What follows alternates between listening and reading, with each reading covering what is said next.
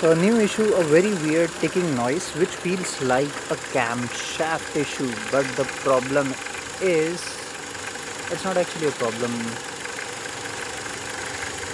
The noise is coming from the oil cap, not from like the cam cover. If I touch this, there is no noise. If I touch the base of the oil filter housing, there is nothing I can feel. But if I touch the cap, I can actually feel the vibration at the same time when I'm hearing the noise. So what's the issue? It's the oil pressure regulation valve, and this thing is specifically more visible with high viscosity oils like 540.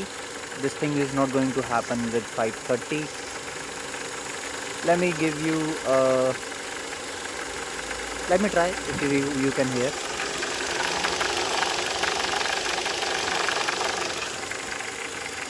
So what's happening is the 540 is a thicker viscosity, and my oil pressure regulation valve is not working, and the default state of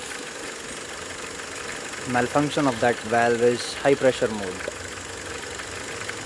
So in this vehicle the ECU can switch in between low oil pressure mode and high pressure oil mode, and most of the time when this sensors go bad, that this actuator go bad, regulator valves go bad, it go bad in high pressure mode, so it doesn't throw a MIL light on the dash. But that is a classic symptom, and this thing can be mistaken with a camshaft noise. So do check it well before handing it out to a mechanic and getting ripped off.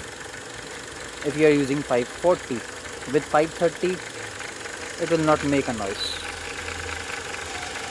So what's the solution? The solution is, it is possible to change it from here. I don't know whether you can see it or not. Just under the pulley you can see the sensor. Yes, now you can. So step 1 is getting everything out of the way. I don't want to break anything which gets into the way. Remove all those couplers, get it aside.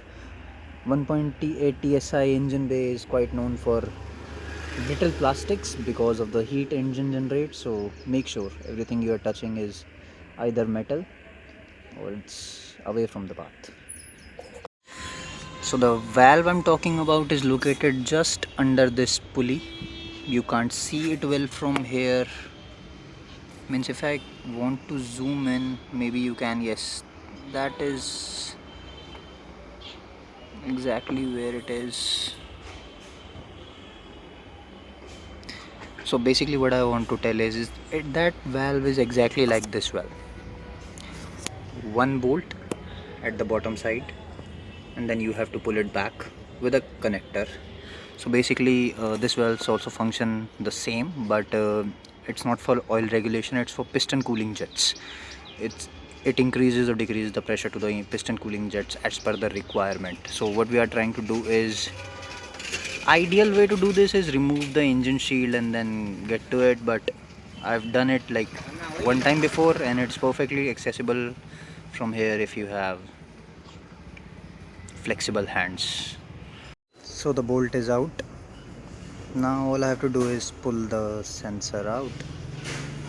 Why I'm calling it sensor again and again?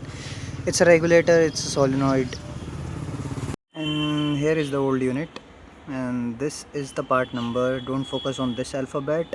When you will buy a new one, it will be most probably S. That's the running right now. The belt will get into your way when you will remove this thing, but you can press the belt and the belt tensioner will actually compensate to make the space. So this is old versus the new, and there's no you may think that's a solenoid, it will get stuck, so we can just clean it and work. No, it will not. Ask me how I know. So just place it back again and connect the connector. So the new regulator valve back in position. You can see a little bit of oil drained which was in the passage. Now the only thing left is to place the bolt back on and the electrical connector. But before that, if you are someone who can understand this, without words, we both know the pain. Done. Bolt is done, electrical connector is done, all the oil pressure regulator valve. Now all you need to do is reconnect these three things. This is one, two of them are oil pressure switches, one of them is piston regulator jet. Sorry, piston oil pressure regulator jet. Sometimes people get offended when you skip a word. So that's it.